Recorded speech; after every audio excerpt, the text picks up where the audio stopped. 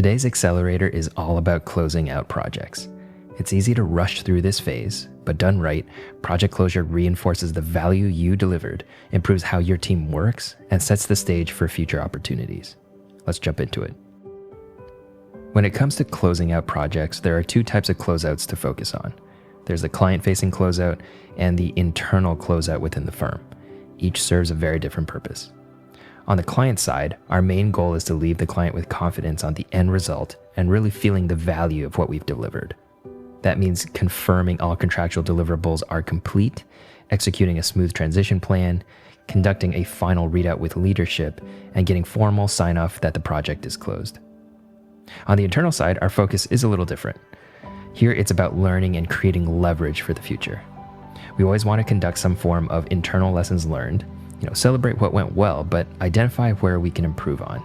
Part of this is analyzing the project staffing, especially if we've made some key changes during the project, reviewing the budget versus actuals, what were the variances and how we can better build estimates in our next project, archiving and templating our deliverables.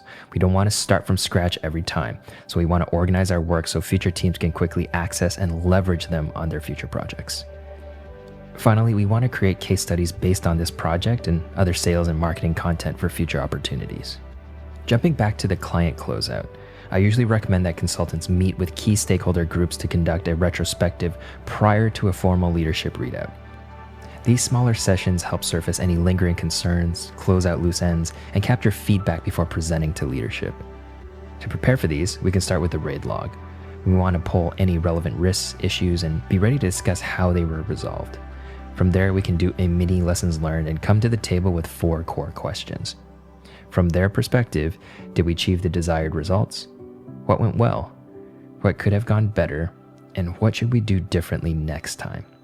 This can be informal questions, or you can come with more targeted questions under each of these. Depending on how the conversation goes, you might need to document findings in a table with actions, owners, and follow-up checkpoints if needed. Okay, with these retrospectives complete, let's talk about the final client readout. This is often the last impression your client will have of you, so we need to make it a strong one. It should include 3 things. First, a project recap. Walk through what was done, what changed, and what was really achieved.